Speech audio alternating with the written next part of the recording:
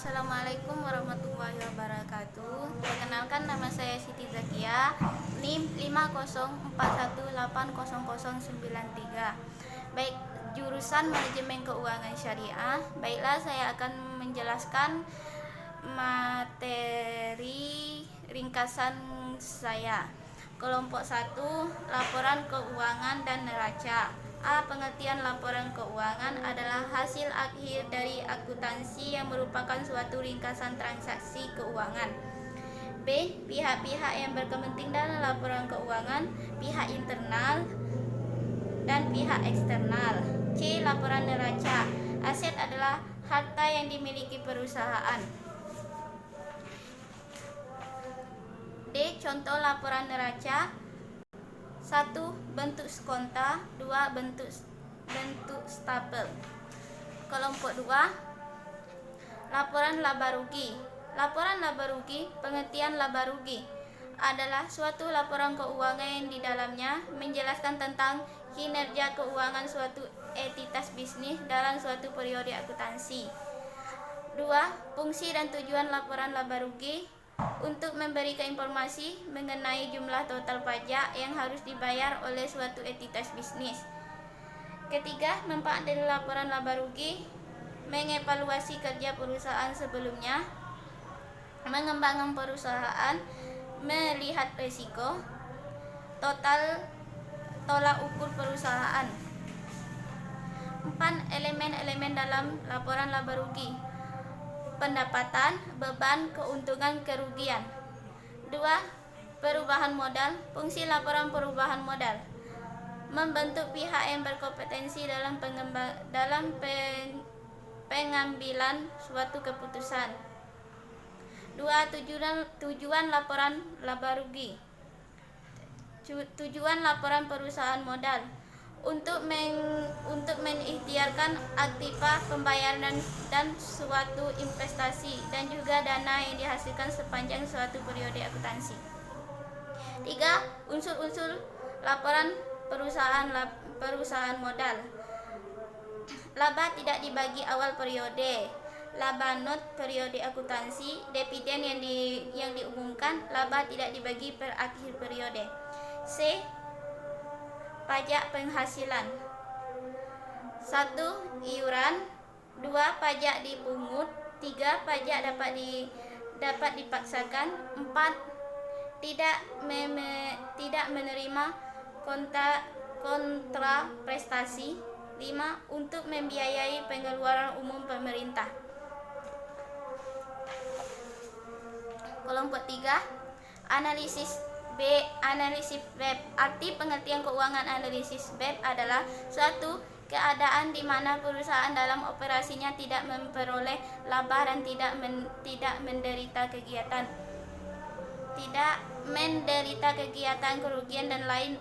Total biaya sama dengan total penjualan, sehingga tidak ada laba dan tidak ada rugi.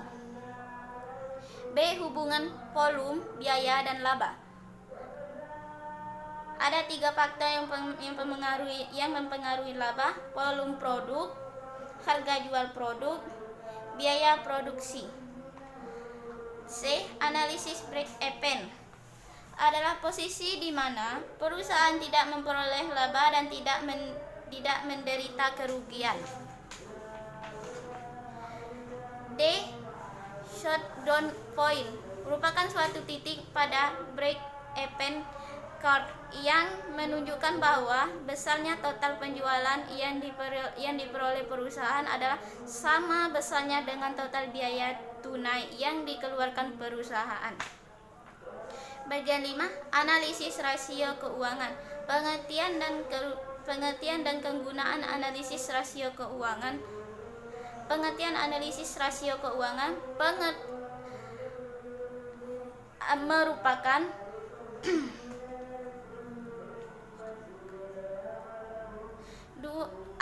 indeks yang menghubungkan 2 angka akuntansi dan diperoleh dengan membagi satu angka dengan angka lainnya. 2. Rasio keuangan utama: rasio likuiditas, rasio profitabilitas, rasio aktivitas, rasio leverage, rasio pasar. Analisis kesehatan dan kinerja perusahaan. A. Perusahaan dalam keadaan liquid dan solvable. B. Liquid tapi isolvable. Liquid tapi solvable. Liquid dan isolvable. Bagian 5. Manajemen modal kerja. Pengertian manajemen modal kerja didefinisikan sebagai modal yang digunakan untuk membiayai operasional perusahaan sehari-hari, terutama yang memiliki jangka waktu yang pendek. B. Konsep modal kerja. 1. Konsep kuantitatif. 2. Konsep kualitatif. 3. Konsep fungsional.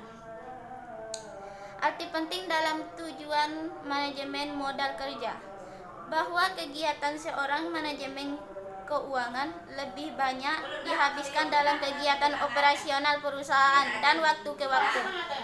Investasi dalam waktu lancar. D. Jenis-jenis modal kerja. Modal kerja permanen. Modal kerja variabel. E.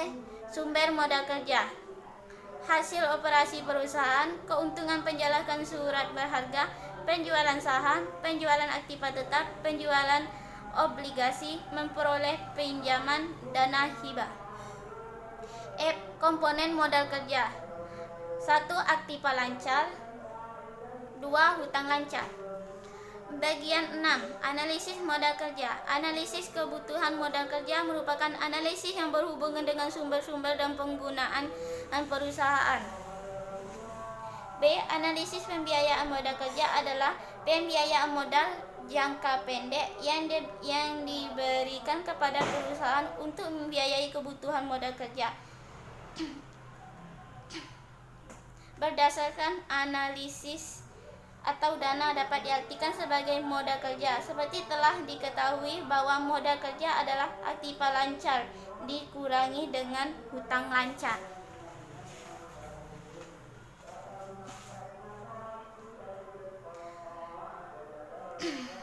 Bagian 7. Motif memegang uang tunai dan anggaran kas. Motif memegang uang, motif transaksi, motif berjaga-jaga, motif spekulasi. Pengertian anggaran dan anggaran kas. Pengertian anggaran merupakan suatu rencana yang disusun secara sistematis dalam bentuk angka dan dinyatakan dalam unit moneter untuk meliputi seluruh kegiatan perusahaan di masa yang akan datang. Ciri-ciri anggaran dinyatakan dalam satu uang walaupun perlu didukung informasi non keuangan.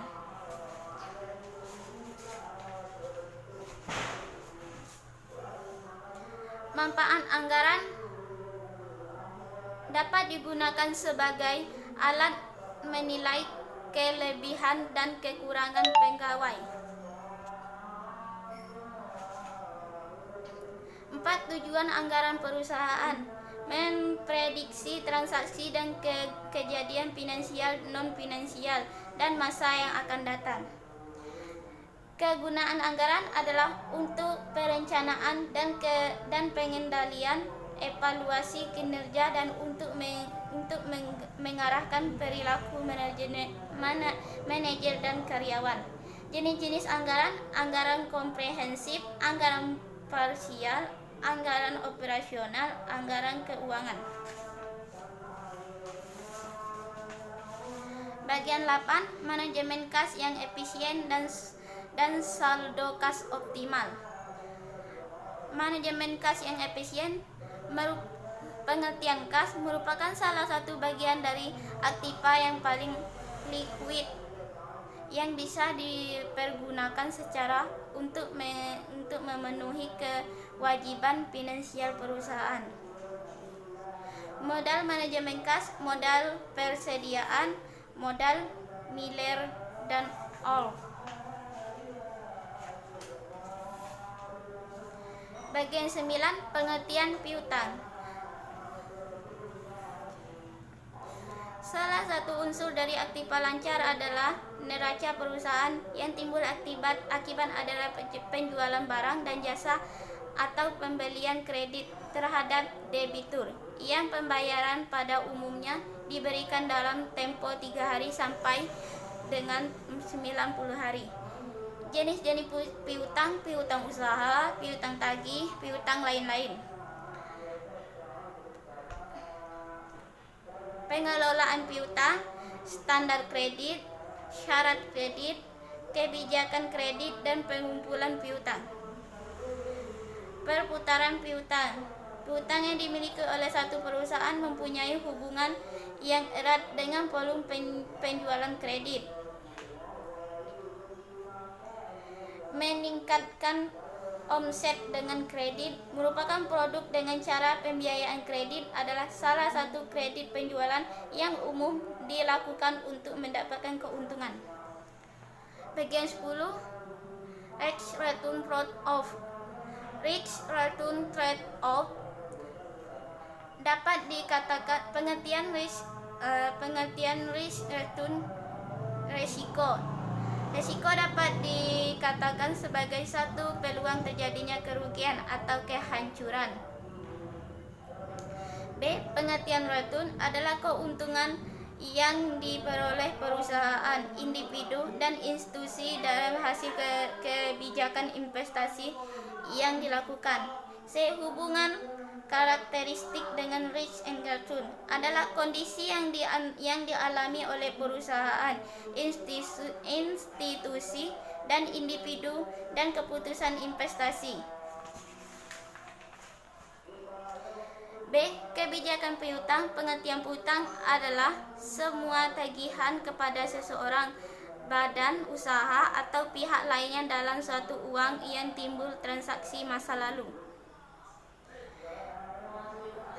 B. Pengelolaan piutang. Piutang lancar, piutang tidak lancar, piutang yang dihapuskan, piutang dicadangkan. Jenis-jenis piutang: piutang dagang, piutang wesel, piutang bukan dagang, atau piutang lain-lainnya. Kelompok 11, pengertian dan jenis-jenis persediaan. Pengertian persediaan adalah barang-barang atau bahan yang dibeli oleh perusahaan dagang. B. Jenis-jenis persediaan: bahan baku, barang dalam proses, barang jadi, persediaan barang jadi. Tujuan dan fungsi persediaan. Tujuan persediaan menentukan jumlah produksi, menentukan harga persediaan, sistem pencatatan persediaan, kebijakan tentang kualitas persediaan. Fungsi persediaan: fungsi decoupling, fungsi ekonomis, fungsi antisipasi. Penilaian pengelolaan fisik, sistem akuntansi persediaan. Penilaian persediaan, pengelolaan fisik persediaan, sistem akuntansi. Bagian 12, manfaat investasi pada persediaan: memanfaatkan diskon kuantitas, menghindari kekurangan bahan, manfaat pemasaran. Karakteristik biaya-biaya dalam persediaan: biaya penyimpanan, biaya pemasaran, biaya yang timbul akibat perusahaan kehabisan persediaan. Modal persediaan optimal. Modal persediaan kuintasi pesanan ekonomis. Modal persediaan dengan diskon kuantitas. Modal persediaan dengan pesanan tertentu. Modal persediaan dengan penerimaan terhadap. Bagian ke-13, sistem dan tipe-tipe pendanaan jumlah jangka pendek. Pengertian pendanaan jangka pendek merupakan hutang dengan jangka waktu tahun atau kurang yang digunakan untuk memenuhi kebutuhan musiman dan aktiva lancar. Tipe-tipe pendanaan jangka pendek: pendanaan spontan, pendanaan tidak spontan. Suku bunga efektif adalah suku bunga pinjaman atau produk keuangan yang disajikan kembali dari suku bunga nominal dan dinyatakan sebagai suku bunga ekuilimen jika suku bunga mengamuk adalah jika suku bunga majemuk adalah dibayarkan setiap tahun tunggakan. Baiklah, mungkin hanya itulah penjelasan materi dari saya. Jika ada kesalahan, saya mohon maaf. Saya akhiri dengan wassalamualaikum warahmatullahi wabarakatuh.